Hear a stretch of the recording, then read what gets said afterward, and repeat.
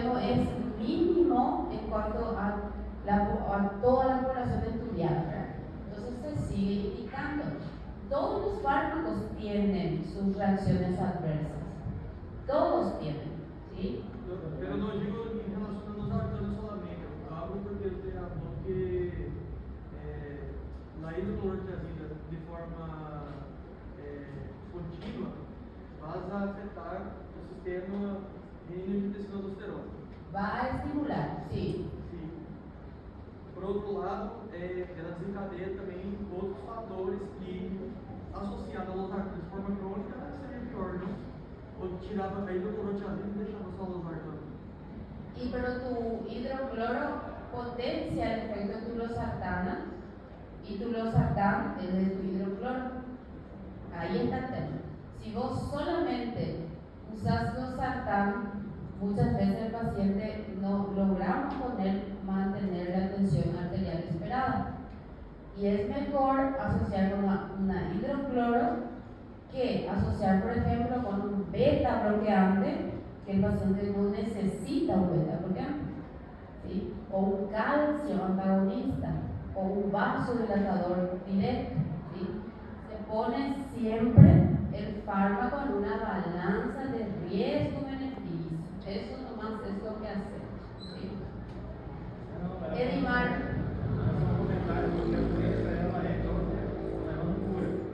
Exactamente. Não tem como você tirar o medicamento, senão ele morre. Eso es el tema. No hay como tirar el fármaco y dejarle al paciente avanzar. Podemos buscar un fármaco que tenga menos efectos adversos, pero todos tienen efectos adversos, ¿sí? Y ahí quedamos ya a merced del fármaco. Primerito, el cambio de estilo de vida. El paciente no cambia de estilo de vida. Vamos a ponerle hidrocloro, vamos a ponerle losartana, vamos a ponerle beta bloqueante, ¿sí? Y así vamos a ir, ¿sí?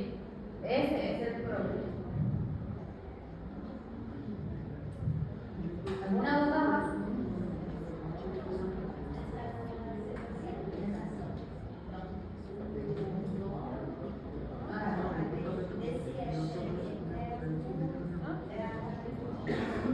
Este es un portador sodio-cloro, que tiene sodio, lo absorbe y también agua.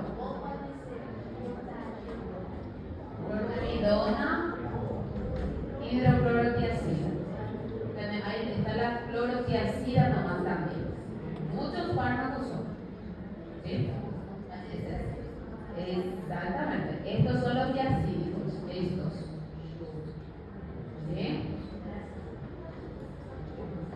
Muy bien, ahí tenemos entonces el portador sodio-cloro, que es el que nosotros vamos a inhibir junto o utilizando el hidroclorotiazídico. Ineficaces si la tasa de filtración glomerular es menor a 40 ml por minuto, ¿sí? Que es lo que estuvimos hablando con los diuréticos de Lassa, ¿sí? Diurético de Lassa sí podemos usar cuando hay una tasa de filtración glomerular incluso menor a 30, ¿sí? Y cuando es menor a 40 ya no sirve, ¿sí? El de ASA es mucho más potente. También son inhibidores débiles de la anhidrasa carbónica, va a aumentar la expresión de bicarbonato. El paciente, esto es lo que yo les estuve explicando.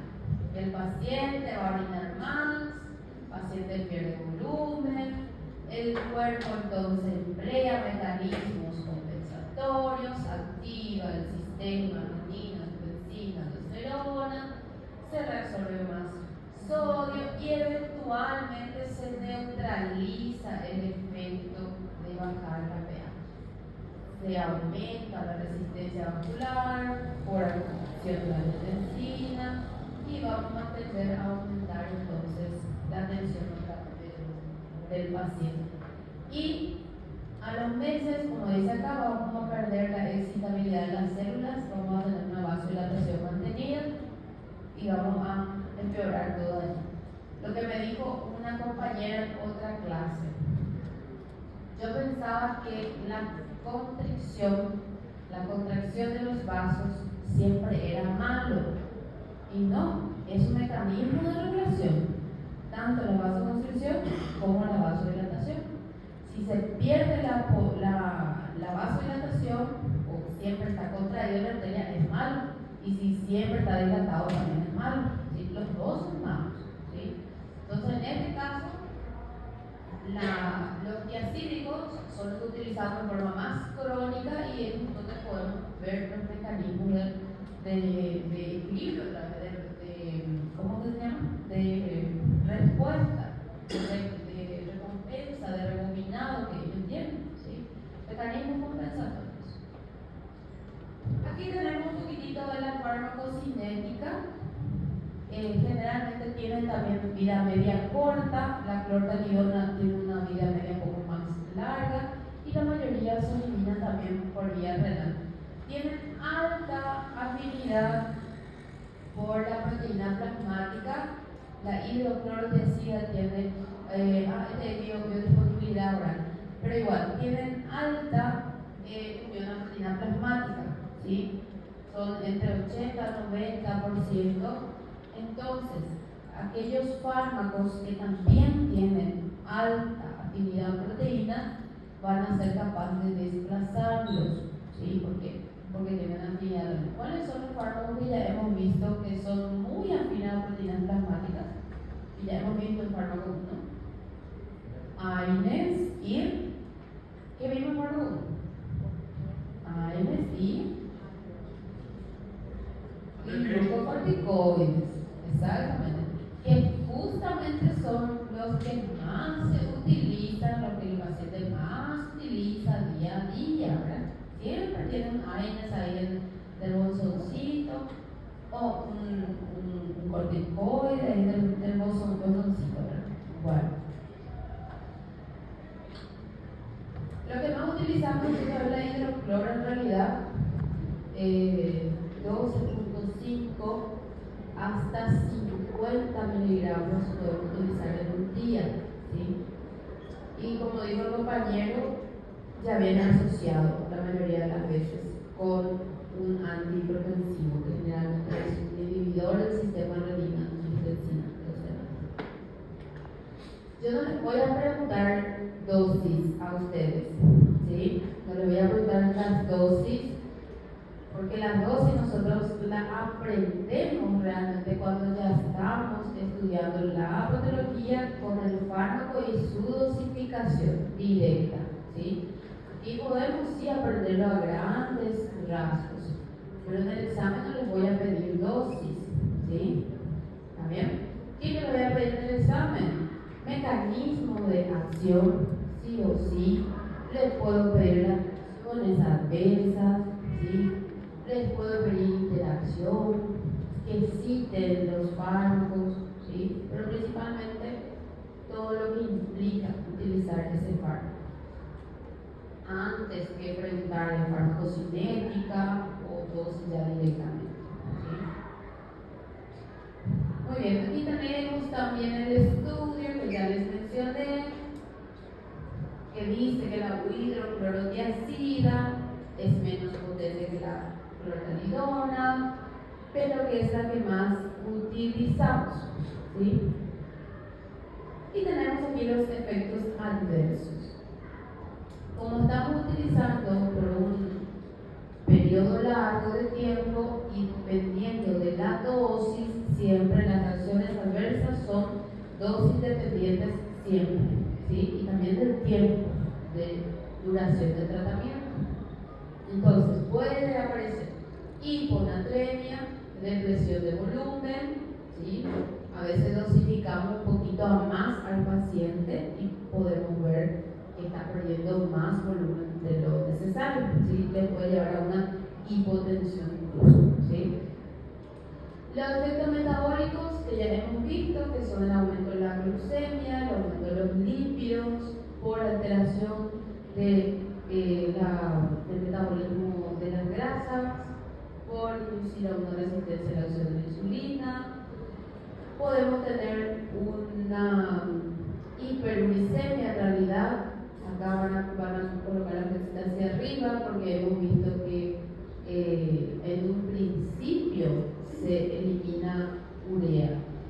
después esto se mantiene o se equilibra, se deja de perder e incluso aumenta un poquitito en sangre, pero es asintomático, ¿sí?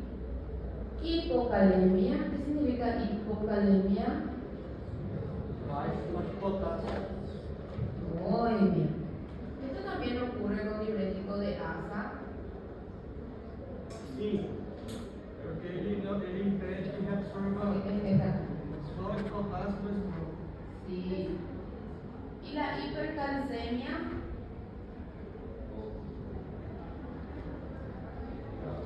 aquí no perdemos calcio. Y con la furosemida sí perdemos calcio. ¿Sí? Entonces, atención, furosemida, hipo, diurético de asa, hipercalcemia.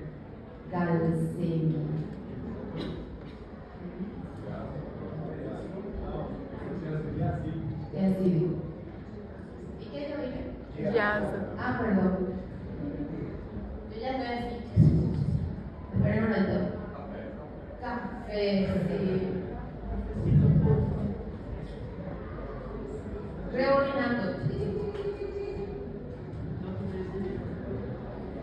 Diuréticos de asa. Ahí la tal. Pierdo potasio, pierdo sodio, pierdo magnesio y pierdo calcio. Hipocalcemia. ¿Sí? Diuréticos diacídicos, túbulo contorneado, distal, después pierdo sodio, pierdo potasio, no pierdo calcio, al contrario, aumenta, hipercalcemia. Y recuerden, antes esa memoria visual como Nazaret hace esos cálculos así.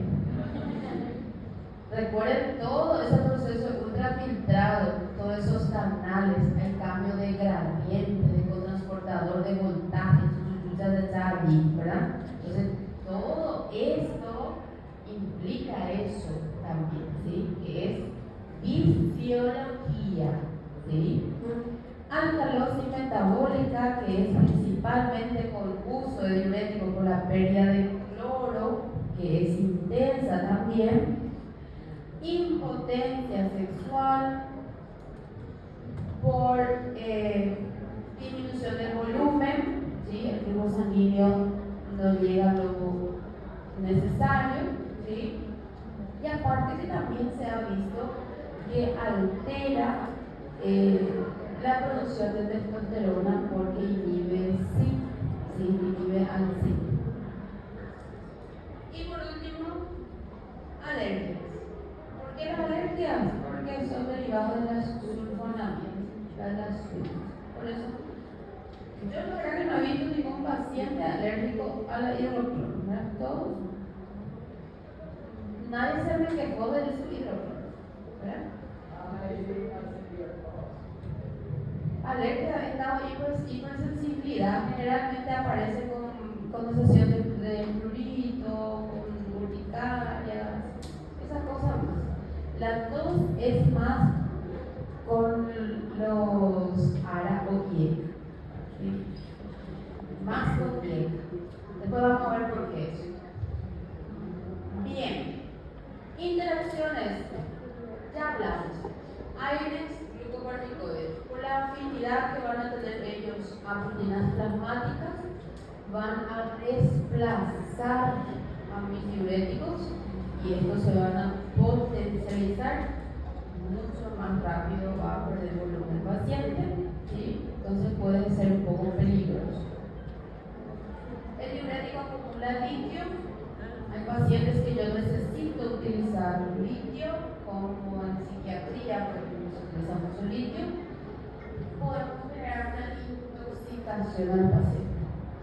Y la digoxina, que vamos a también estudiar, que es un fármaco que se utiliza en insuficiencia cardíaca, se utiliza también como antiarrítmico, es un inhibidor de la bomba sodio-potasio TPasa, ¿sí?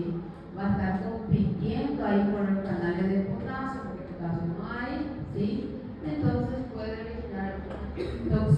intervención por digitales en el paciente. O sea, que el paciente que utiliza estos medicamentos principalmente hay que estar cuidando, ¿sí? Dosificar bien correctamente de a poco. Siempre ustedes tienen que iniciar, recuerden, con la menor dosis posible e ir titulando, nunca de entrada con una dosis grave. Bien, después tenemos ahí la dosis, acá dice 2.5, tienen que ponerla el 1 al ladito.